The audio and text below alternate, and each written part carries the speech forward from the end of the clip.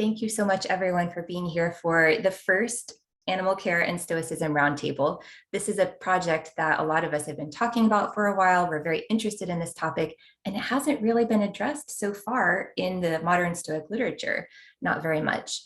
And again, we'll not be focusing on animal rights or this aspect of animal care today. It's more our companion animals, our pets, those that we share our lives with closely. So this is the aspect we'll be focusing on. Of course, if we have time, maybe we can get to some of the larger issues regarding animal care, but we're going to focus in on that special relationship of humans and pets. So first, I'd like to start out by introducing Dr. Gregory Sadler. He will be sharing some of his personal stories and personal information about his relationship with animals. But first, I'd like to tell you a little bit about what he's doing. Dr. Gregory Sadler is a practical philosopher in every sense of the word.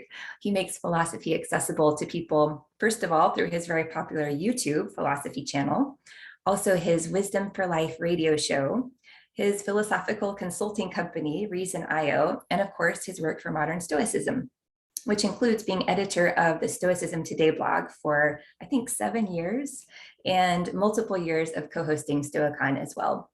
Greg is currently a philosophy professor at the Milwaukee Institute of Art and Design. And in the past, he's taught in many different settings, including private universities like Notre Dame, state universities, innovative online startups, professional schools, and even prisons. With his partner, Andi Sciacca, Greg also organizes humanities and philosophy-related groups in the Milwaukee area. So we are delighted to have Greg with us today. Greg, if you'd like to share a little bit about your background with pets. Sure. And thanks for that very nice introduction. So much of my background is with Andi. When we got together, she had 4 rescues, 2 cats, 2 dogs who, I got together with, bonded with early on, some quicker than others.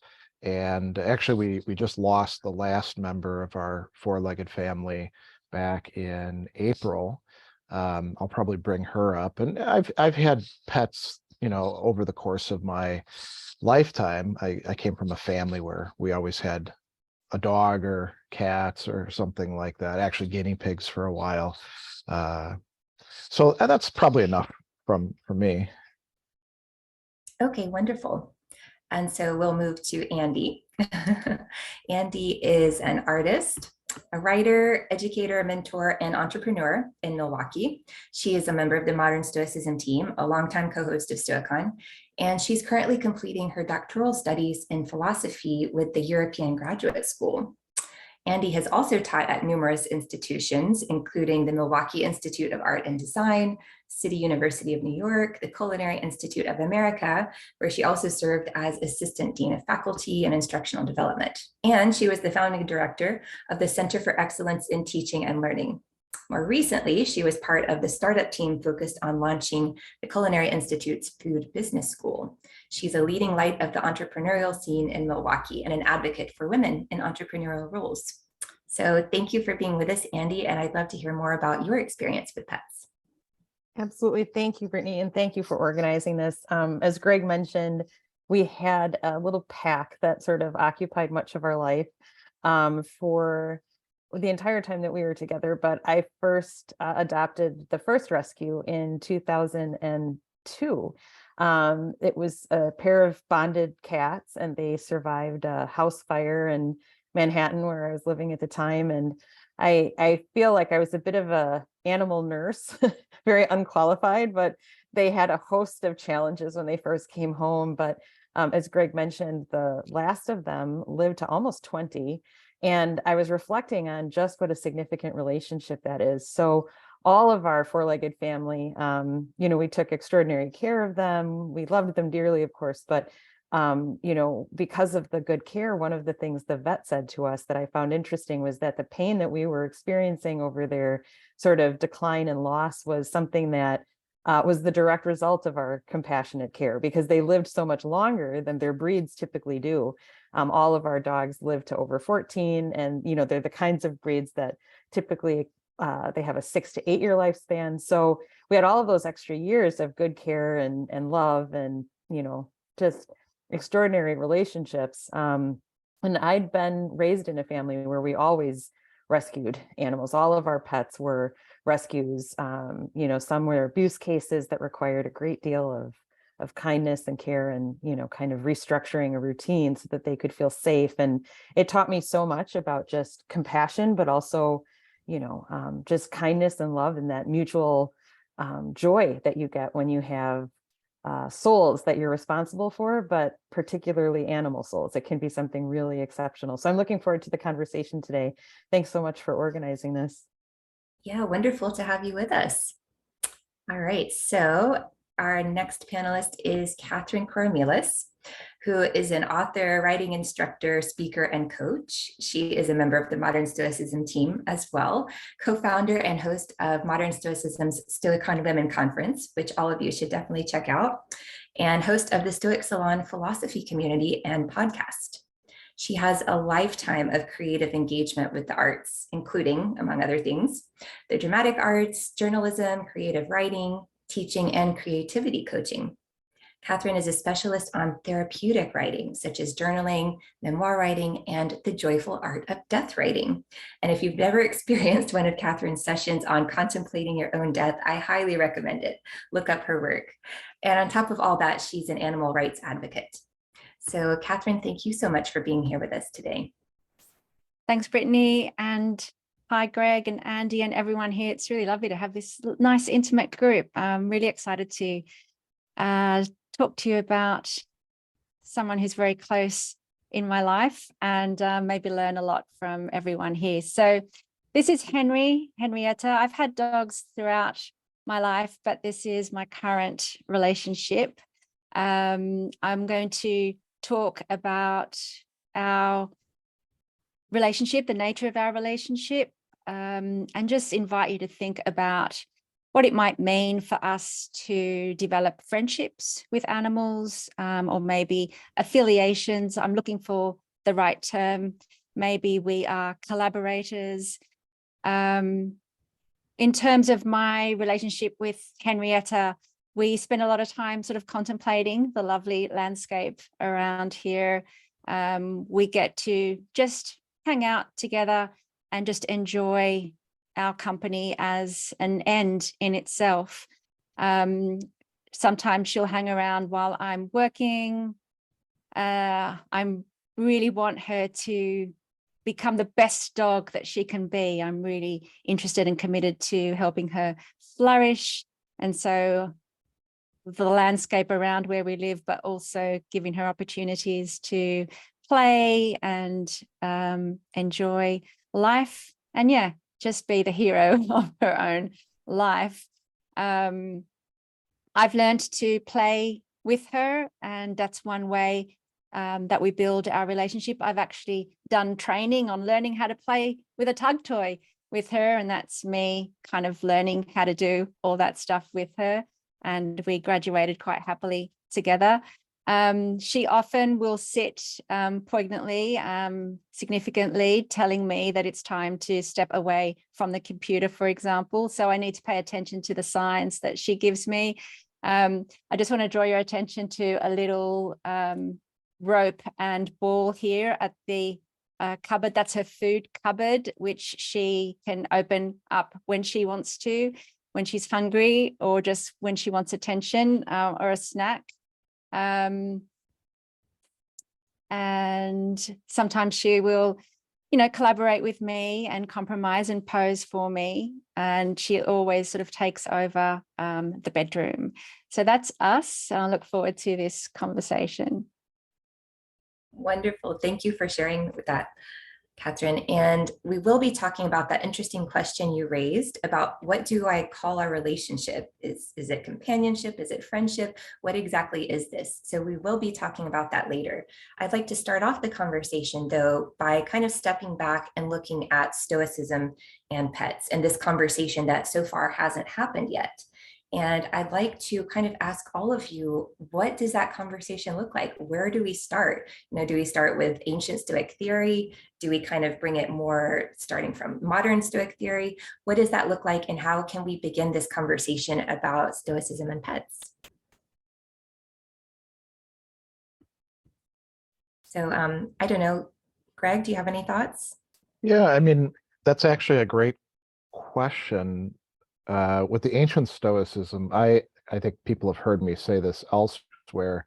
If if what you're doing isn't like directly engaged with the classic Stoic texts, I don't think we should call it Stoicism.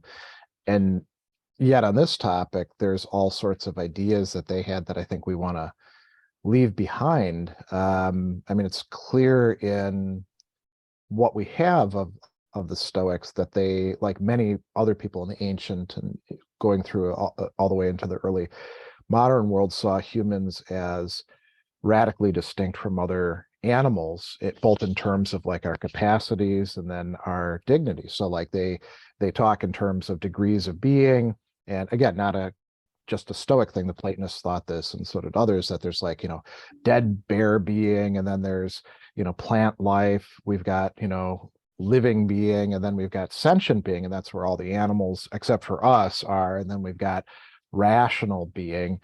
And, rational being, I think it's in Cicero's On the Nature of the Gods book too. The interlocutor basically says animal being and all the other beings exist for rational being. So like we can do whatever the hell we want with them in some sense, and not act imprudently or unjustly. But there's that distinction that I think is I don't want to say that we would say that our dogs or cats are rational in the same way as human beings, but there's definitely, with what we can observe, experientially through animal behavior studies and all this great literature out there, there's a lot more going on in animal minds than we thought. And so, we usually talk about like the really super smart animals like cetaceans and octopi and elephants and apes and nowadays corvids and some of the other birds.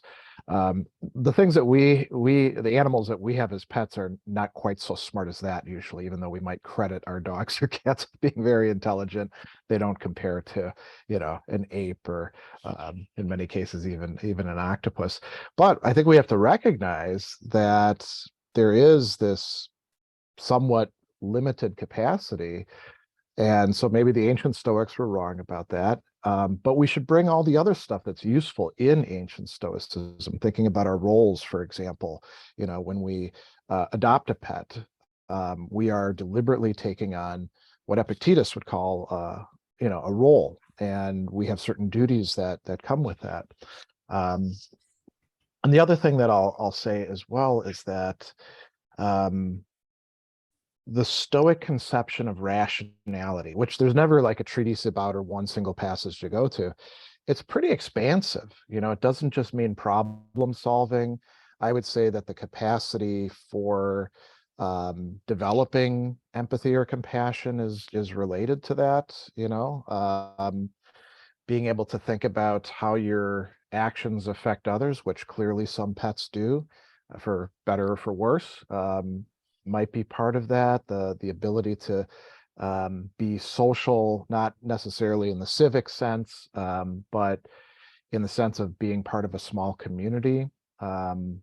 Maybe that we should view that as actually part of rationality. So we should, here's a what could be a controversial proposal. Maybe we should like look at animals and say, well, this animal isn't fully rational like a fully developed human being, but they get this much fraction, they're like 3/5 or 1/8 or something like that. Obviously totally arbitrary number assigning, but maybe we need something analogous to that. And with our pets, perhaps some of their capacities they develop in relation to us and to the other animals within the household or whatever. I mean, we know this like with feral cats, that they gather together, they comfort each other, they take care of each other. Of course, they also scratch each other and establish dominance hierarchies. But there's this great capacity for care and concern, even among those that we aren't directly involved in. And perhaps, once we actually get engaged with these animals, we don't just have like the obligation to give them a good life or the best life, but to help them become the best cat that they are, the best dog that they are, or whatever else it happens to be. So that I think that's enough for me. I don't want to take up too much time. Thank you. There's a lot there, so many ideas. And I do want to give Kathryn and Andi a chance to respond as well. I'll just quickly read the passage, which I think is the one you were referring to, Greg, from Cicero on the Gods. So he says, Chrysippus put the point well when he said that just as the cover was made for the sake of the shield and the sheath for the sword, in the same way, everything else except the cosmos was made for the sake of other things. For example, the crops and fruits which the earth bears exist for the sake of animals, but animals for the sake of humans. The horse exists for riding, the ox for plowing, and the dog for hunting and guarding. But a human being himself was born for the sake of contemplating and imitating the cosmos. So the viewpoint was that animals are kind of created for human use, whereas humans are made just to appreciate the universe, that we're not made for anyone else. So that definitely tries to put humans and animals on a completely different footing and suggest that we are, we have the right to use them for our own personal use. So I think that's the passage that Greg was referring to, and it's one that probably is most in need of updating today. So just with that read, Andi, do you have any ideas following on from Greg?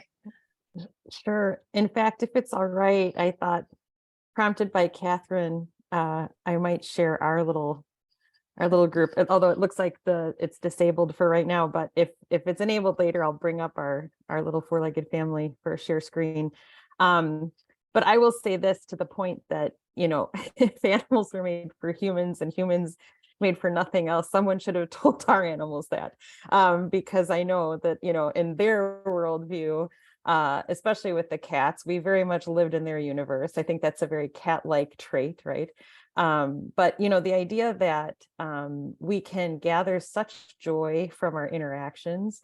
I love what Kathryn said about, her pursuing deliberately the study of being a good companion to her own pup. It looks like I can share. I don't want to be too indulgent here, but go for it. Kind of fun to put faces to names. So these are our two cats. This is what I like to call our art house picture of them, Sassy and Teensy, and they were the ones who were in the fire. And Teensy died much earlier than Sassy. And as I think about what we're saying, there was definitely a shift in almost what you could consider to be kind of her approach, Sassy's approach. I don't know that we would call it rationality, as Greg says, but there was a sense of kind of her assuming a different hierarchical order in the pack. And so I think when you look at pack dynamics, you see some really interesting ways of kind of interacting.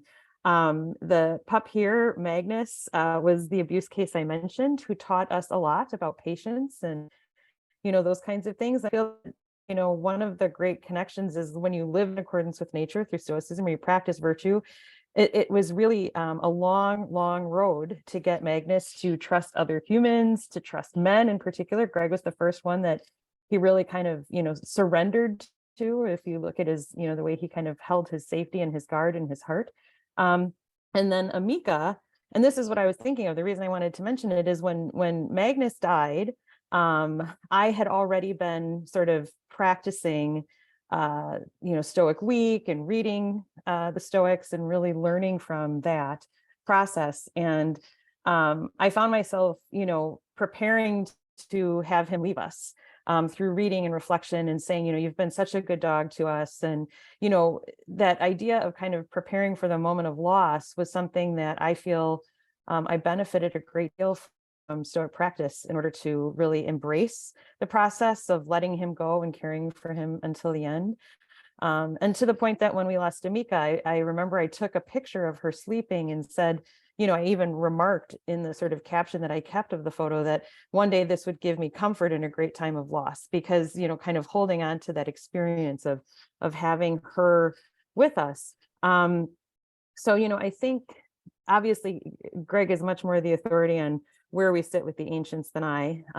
But I will say that having to prepare to lose those creatures, right, who occupied our home and my heart still to this day, was definitely aided by reflecting on Stoic practice and aided by that, quote from Epictetus to, realize that one day, your family will die, to kiss your wife because one day she will leave you. And I think that as I reflected on that and knew that, you know, the likelihood of me outliving them was great, it was an easier process, no less painful, but certainly easier to prepare for what inevitably would come. And so whether it was helping them sort of recover from trauma that they experienced and then learning to have a kinder heart as a result, or, you know, the enduring of what ultimately came to, you know, a lot of therapeutic care, or even just knowing that, you know, 20 years with any being is a very long time to spend. And so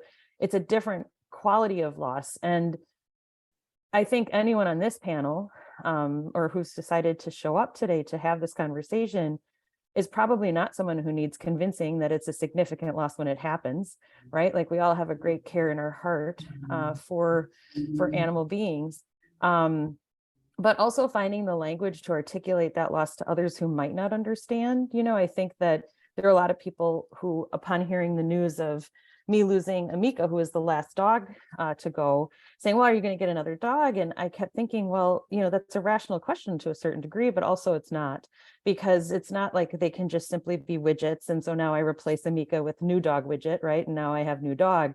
And it doesn't mean that I won't continue to, you know, participate in rescue or anything like that. And I'll let Greg speak to this definitely, but Sassy, the cat, the last one to go, became such a huge part of his life. And because he does have this like massive social media following, there were thousands of people who got to know her, and, you know, they commented on it, and the loss was collective and communal. When he shared that she was gone, the outpouring of support, but also shared grief. And the idea that, you know, people could connect over a being that they'd never met through the love expressed by someone else for that same being was really remarkable to me as an observer. And it still is. It's not that she wasn't our family's, you know, sort of companion, but there was a very special relationship that developed between Greg and that particular cat.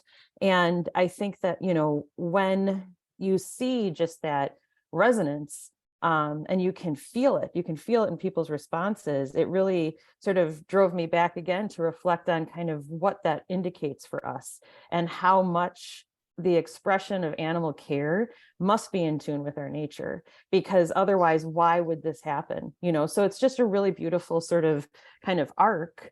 And I, you know, I feel very grateful for those losses, which is not something I think I would have said prior to learning, you know, to sort of study and practice with Stoics who can sort of frame that in perspective. So yes, I think that the passage that you read definitely needs rethinking. I also think that some of our companion animals are probably way ahead of the game, right?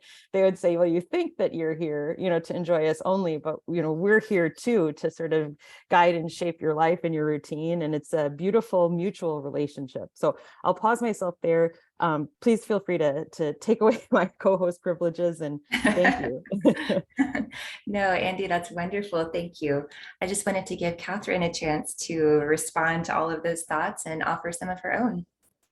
Yes, thanks, Greg and Andi, and gorgeous creatures there. I just want to say that I wouldn't worry too much. I don't worry too much about what the Stoics thought about where animals existed on the then hierarchy, because we've had situations where slavery has been a reality, and that's no longer the case because of, well, we've developed over time, etc. In terms of intelligence, the old model was the hierarchical model, the ladder. So humans were at the top, and the closer that, and so women, so the men were at the top, women were under that, and then slaves and children were under that, and dogs were under that. So the closer you got to the human, the more rights, etc., you sort of won. That model is no longer relevant. The model of intelligence now, and I'm just sort of dipping into New Scientist, for example. So I'm not in any way a scientist, but the model of intelligence now is more kind of like an octopus, you know. So you've got intelligences that kind of just go all over the place, and they're all just different types of intelligences. So that's an interesting way to look at our relationships with other intelligences and other species. So what I think we need to focus on in terms of Stoicism is, does the philosophy have anything to say for us today? And I'm just going to pop into Marcus Aurelius's book 2.1, where section 1, where he, the famous passage where he's like, as soon as you walk out of the door, be prepared, you're going to meet all sorts of human beings. Some of them are going to be nasty, unkind, etc. And you've basically got two choices. Because we're born to work together. Human beings are social creatures. We're born in societies, and we're meant to work together. So he's bringing in this notion of collaboration, and the two choices that we have is either tolerate or teach. And I think this really speaks to us in terms of our relationships with our companion animals. If we look at a kind of a collaborative approach, with dogs, for example, we've been living together for 30,000 years. Dogs have evolved with us, and for the most part, they've been in relationships of they've been in working relationships with us, so they've been working for us. But they've developed amazing things like, say, facial expressions. So there's some studies that show that dogs will express facially quite complex and very many communications when a human being is looking at them. But if a human being sort of turns their back, these studies show that they don't express so much on their faces. So we've learned to work together. And I think with, say, dogs, and I can really only speak about Henrietta, one way of seeing my relationship through a Stoic lens is to be a collaborator with her. So either tolerate her when she does naughty things like jump up on people, or teach her. And for Stoics, teaching is not just kind of lecturing and telling people what the right thing to do, but we teach each other through the relationships that we forge with each other. So we teach over time.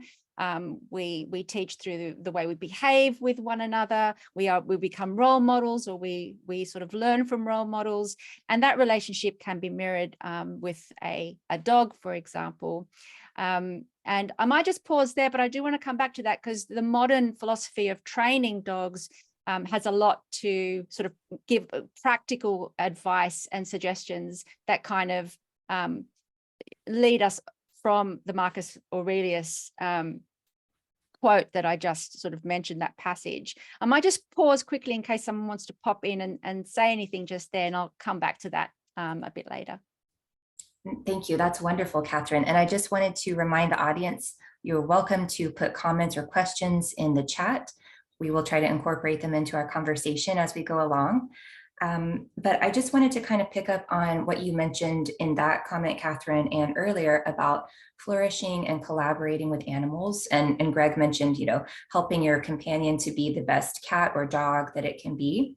And I found this really interesting passage from Sextus Empiricus, who many of you may know as a skeptic in ancient times, and he was very critical and harsh toward the Stoics, but he did record a lot of their opinions, which we might otherwise have lost. So as you know, we've lost many of the ancient Stoic texts, and we have to kind of rely on bits and pieces from other authors.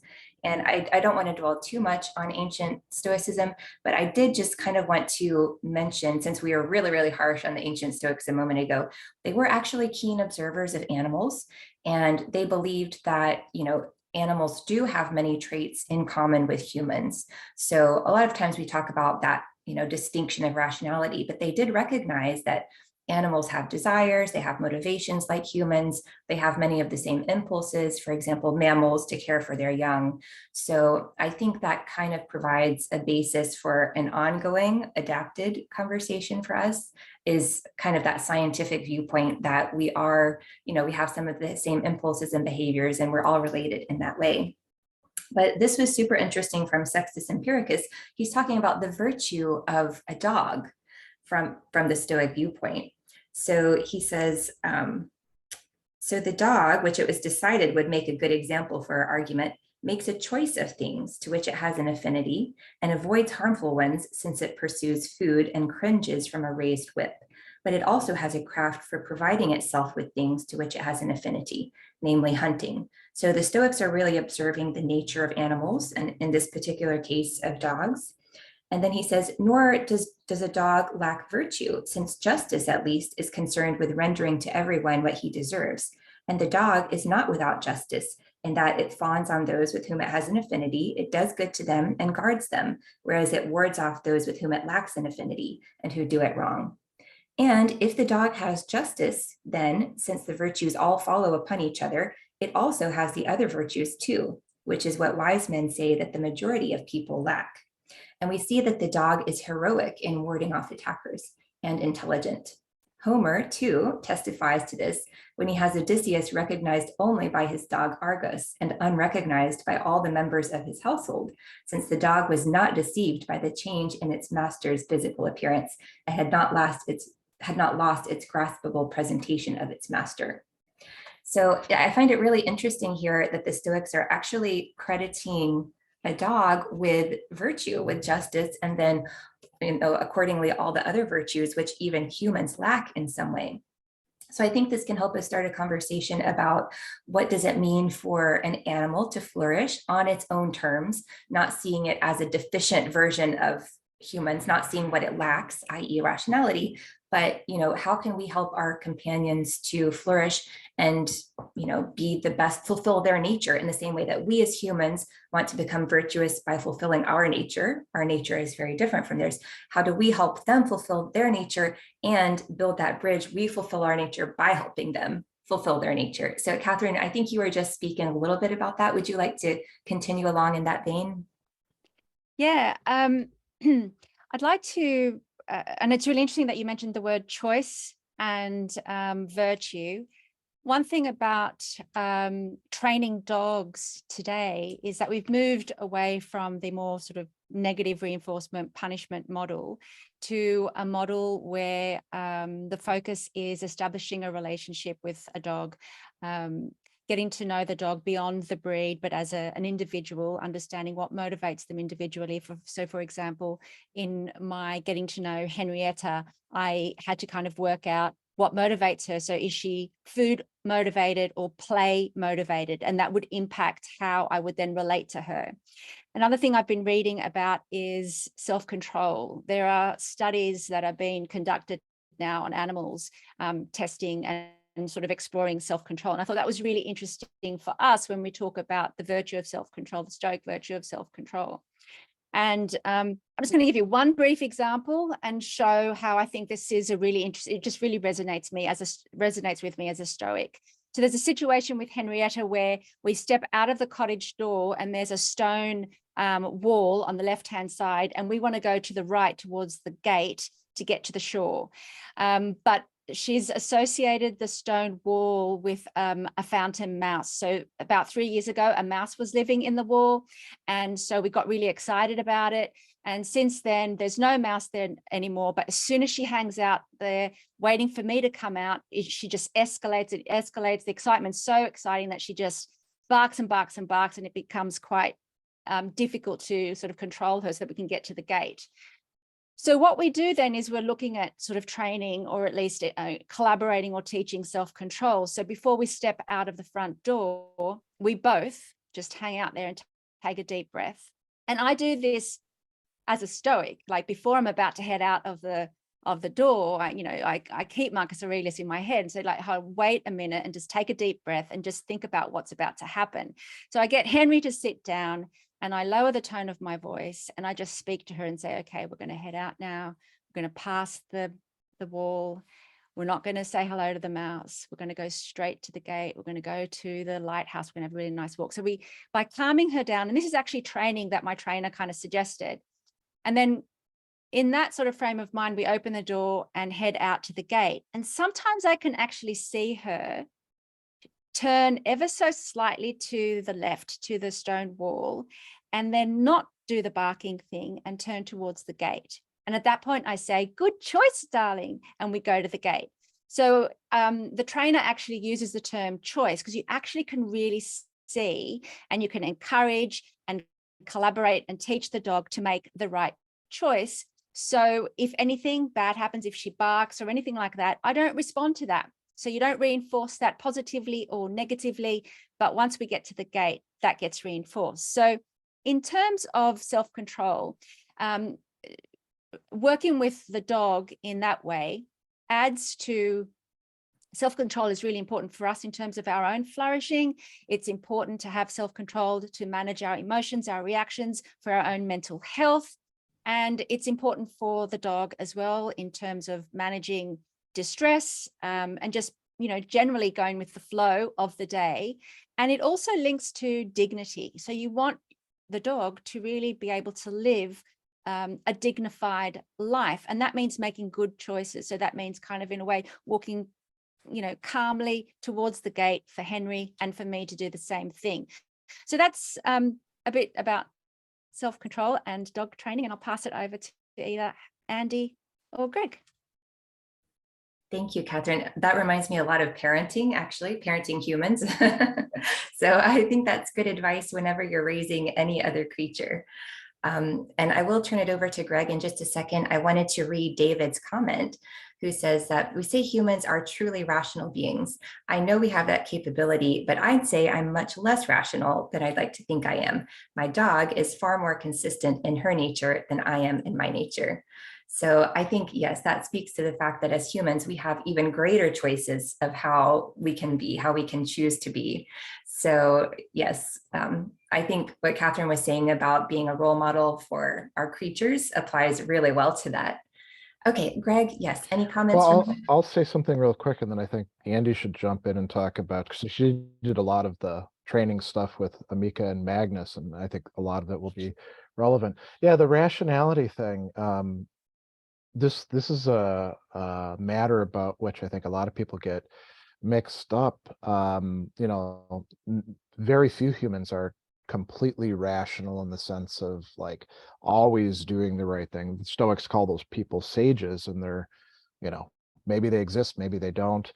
But you could think of like Stoicism or any really substantive virtue ethics as a way of taking on the one hand, the rationality that we have, and then the capacity for choice, proiresis, as opposed to hairesis, which is what I think the Sextus is actually talking about.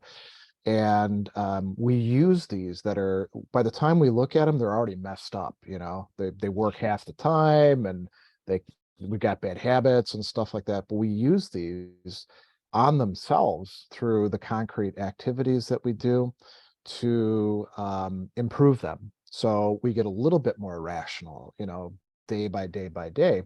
And we're using rationality, or even our damaged rationality, to do that. And animals, I think it's clear that this notion that, well, they just have their instincts and their natures and stuff like that, and that does for them, as ancients and even people up to David Hume would say, that does for them what rationality does for us. That's not right. Like Kathryn was talking about, there's variability in motivation. It's not like all dogs are centered on the hunt or something like that. They're, they and the trauma that they undergo can result in them having learned bad things. As Andi, was talking about with Magnus, he learned very early on as a puppy that men were not to be trusted because they abused him. So that has to be like reworked and unlearned. So that I think that's enough from me. But I think Andi should say something about our dogs, and which were her dogs long before they were my dogs. Yes, Andi, please. Thanks, Greg. To that point, and to what Kathryn was saying, and I love the choice verbiage, right? I think it's so important. So both pups were a year apart in terms of me adopting them, and I got them both at 8 weeks. And Magnus was an abuse case already at that young of an age. And Amika was a Hurricane Katrina pup who was rescued. So it was, a lot of labor of love, but I think, to the point of kind of that consistency, I saw David's comment and wanted to speak to that.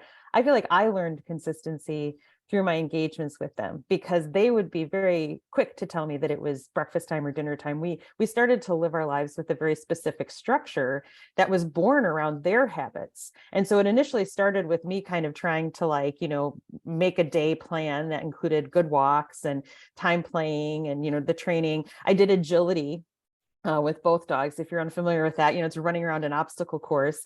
And what I discovered early on was that the younger Amika, the Katrina pup, she's a Catahoula leopard hound and lab mix, which is an incredibly motivated breed. But she, to Kathryn's point about the breed and then the dog, seemed to take it to a higher level. And so one of the things that, Greg and I observed over time as the pack was shifting in terms of number, that I think speaks to this desire that we have to maybe, assign a certain sort of kind of animal trait to a being that might not even necessarily have that same motivation. But when Magnus was getting older, he had this stuffed platypus that he had since he was a little pup. And he would start to use it as his proxy. And so he used to like to be right by the door because he saw his job very much as being kind of the protector. He was the senior dog. And so, he wanted to be alerted. And what he would do is, as he became more tired and older, is he would put his stuffed platypus by the door to serve as his proxy in some ways, right? And then he would go and lay where he was comfortable. And this continued and continued until, ultimately, I like to say he's in a, great happy hunting grounds in the sky. But when he died, Amika, who would do anything for food and take anybody's food at any time, started leaving her treats out that she would get. So she would get biscuits or cookies. She started leaving them in places where she, I think, and again, highly speculative, but it was as if she was trying to draw Magnus into the room because he was missing. So she would leave them in places where he typically was. And we observed this behavior, and whether or not I'm assigning my own sort of take on this, I mean, Greg and I have talked about this quite a bit, or it's actually something that she was doing. I think that the fact that animals experience loss and longing and a sense of their own sort of role is incredibly telling to how I like to envision my relationship as part of this kind of spectrum of compassion that we were talking about, or this desire to really, engage in kind of rational or consistent behavior or choice. If I went somewhere with the pups, and for a while I was living up near Woodstock, New York, this kind of hippie community, and everybody took their dogs everywhere. If I went somewhere and Amika grew impatient, she would jump into the front seat and beep the horn until I came out with her nose. And she would beep and beep and beep. And then I would come out and then she'd hop in the back because I had sort of done her bidding and returned to the vehicle to take her wherever she needed to go. And, these types of behaviors make cute little stories and everything. But I think for me, what it kept reminding me of is that we live on this plane together and they have their own nature and I have mine, and how precious it is to be able to share that experience with another living creature.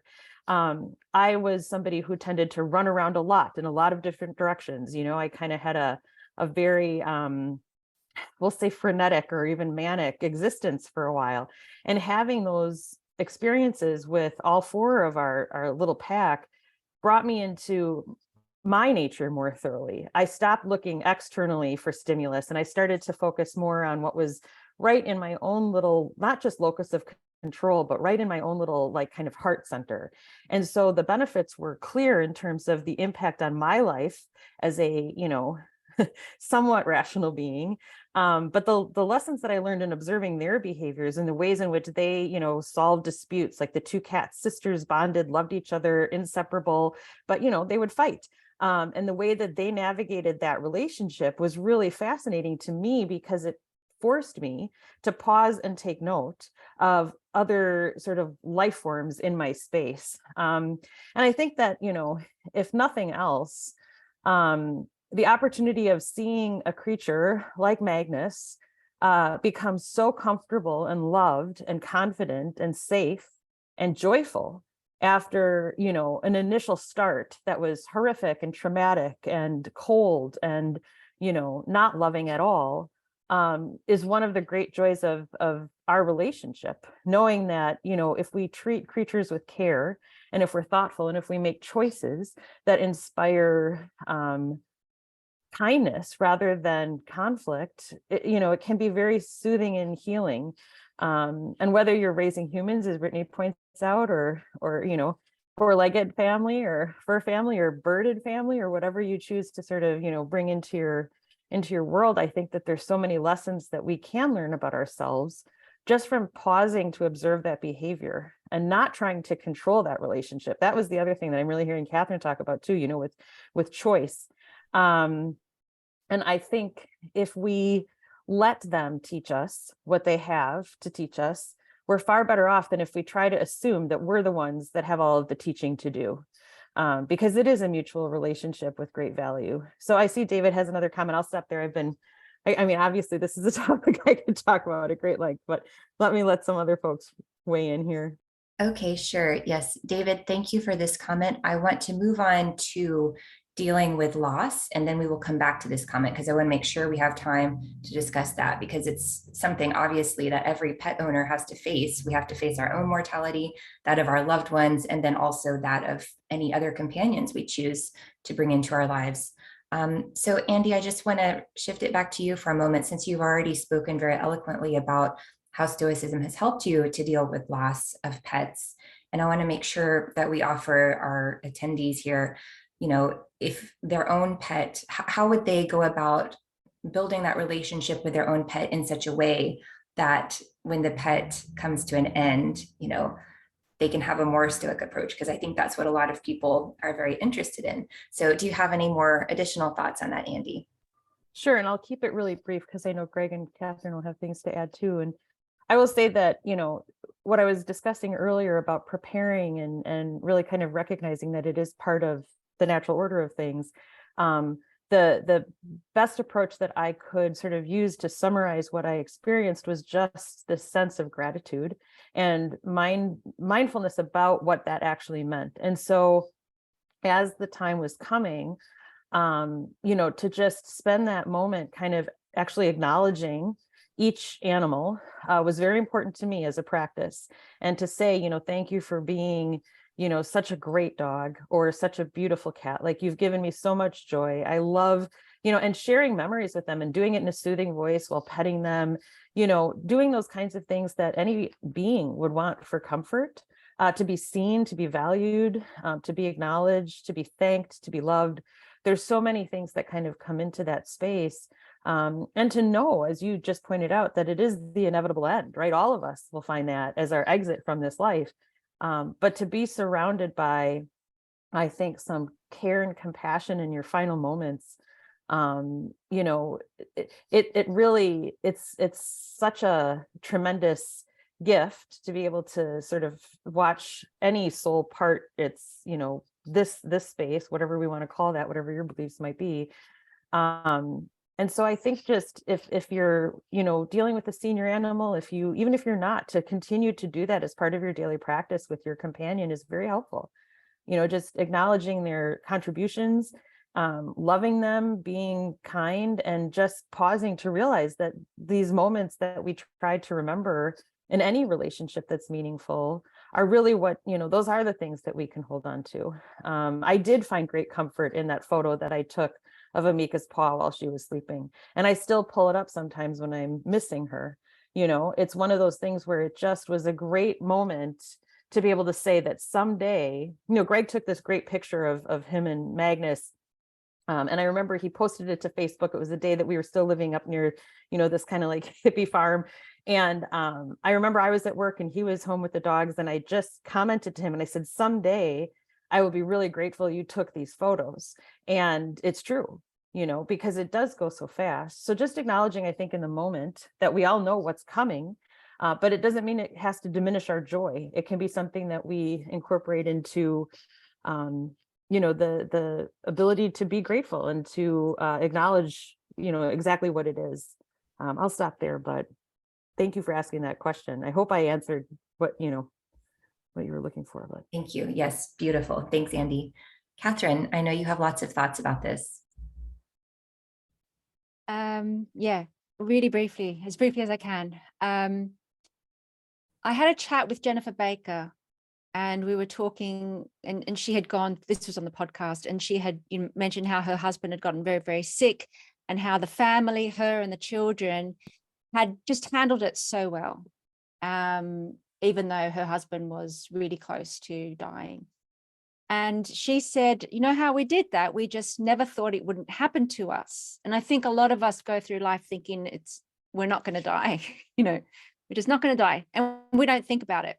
And if you heard me at Stoicon a couple of years ago, you know that I do the death contemplation. I'll Epictetus's advice, when you look at someone that you care for, just sort of say, tomorrow you will die. And you do that even with your child.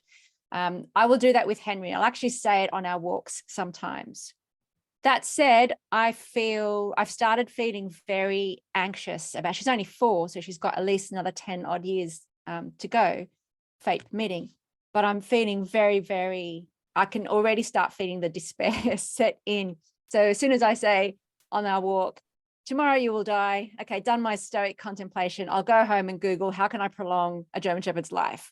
So I'm already looking at her diet and her weight and all that sort of stuff, and kind of secretly hoping that I will die before her. And my husband's like saying, no, you're going to live longer. And I'm like, I don't know, statistically. So it's very difficult. And I think all we can do is every day, for the briefest of moments, do that what Epictetus says, that, death contemplation. Just look at your pet. Actually, I'm trying not to use the word pet, your companion. And just recognize that it's going to happen. So it's just, again, just becoming more familiar and more comfortable with that reality. Awesome. Thanks, Kathryn. Greg, any thoughts?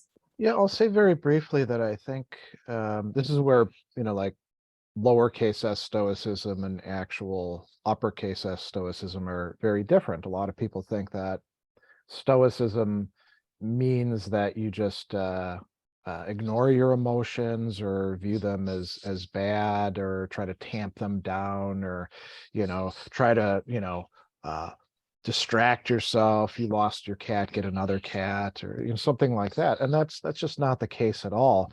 I mean, the Stoics did view grief in a kind of ambivalent way. Officially, it's not a good emotion, right? And you can see this in some of the literature.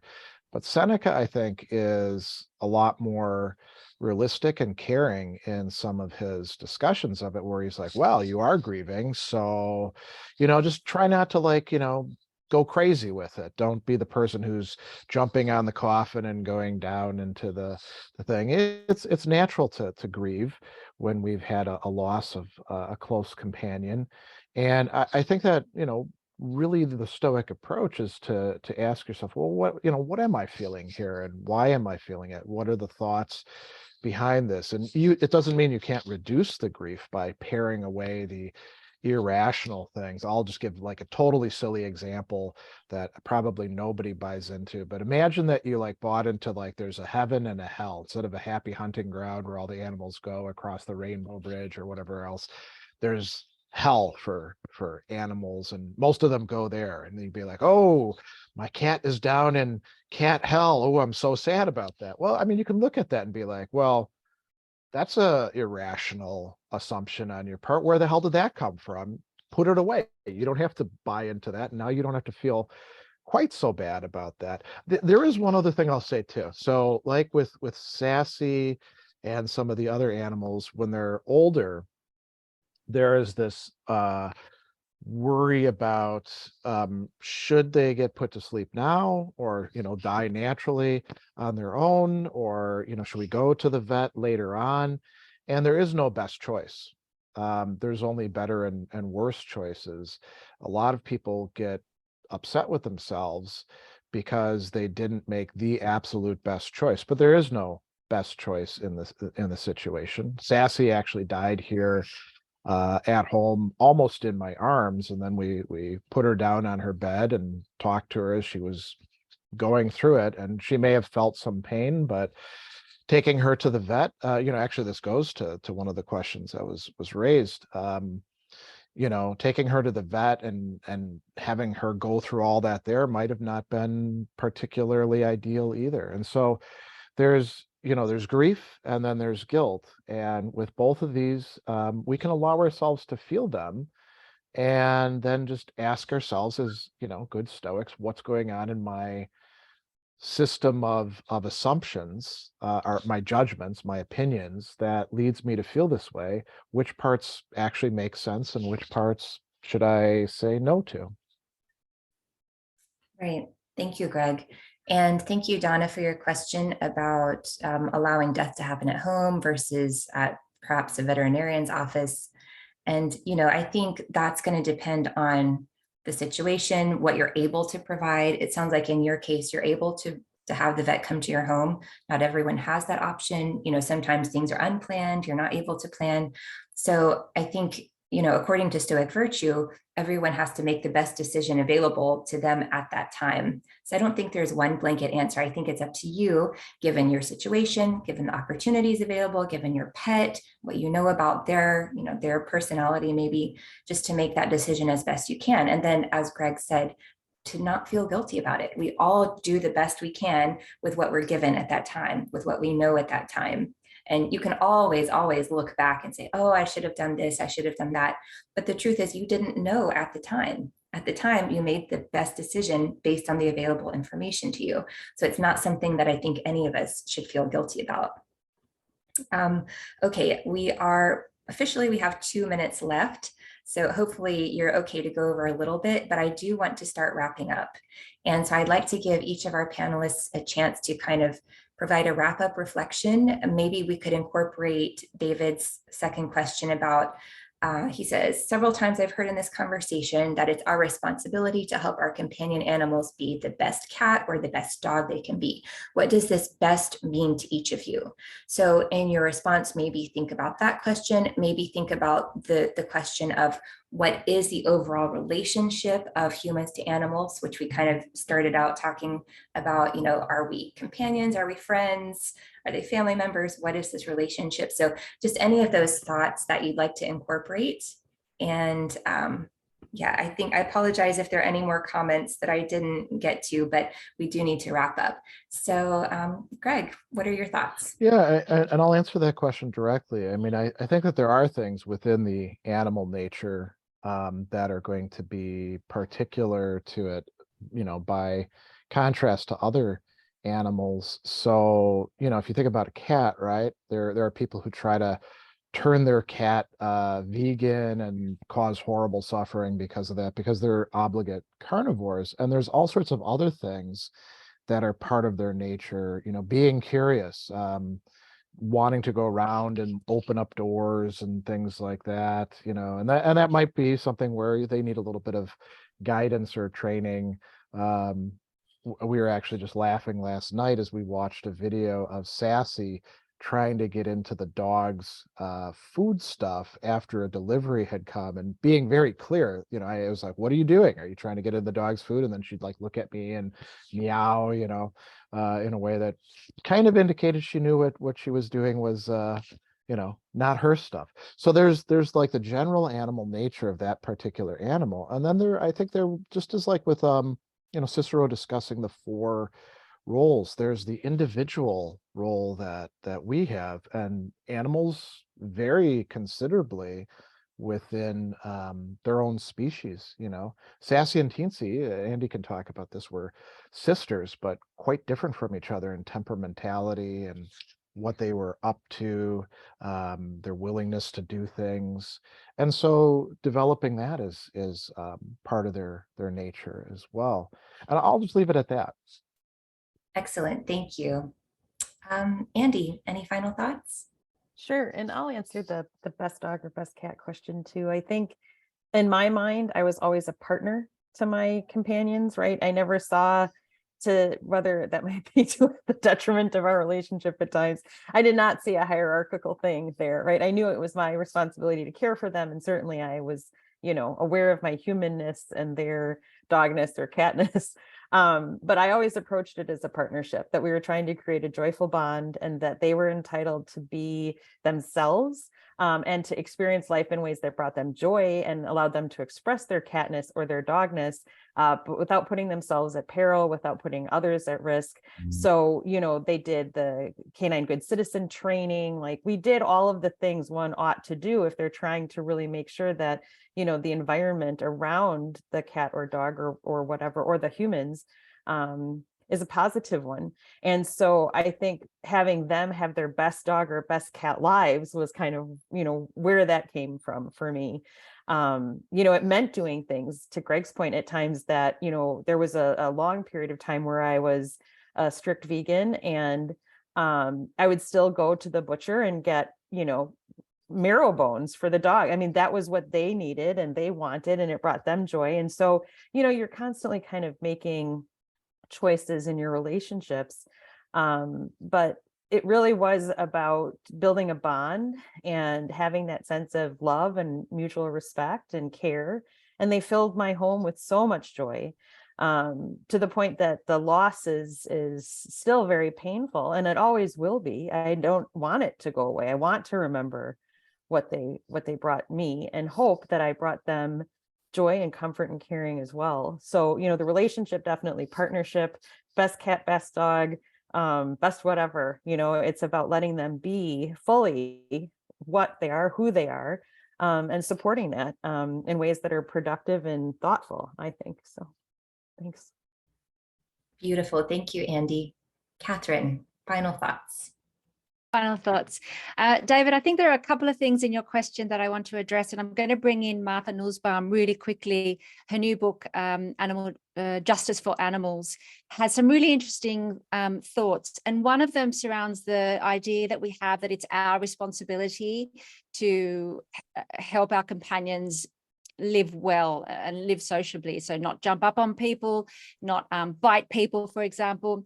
And Nussbaum suggests kind of a reformulation of that, and suggesting that maybe we can think about as the dog's duty to not jump up on people and not bite people. And then our role then is the collaborator or the teacher to assist that dog in living in a way that is, sociable. So I think that's really interesting, rethinking the term duty and responsibility.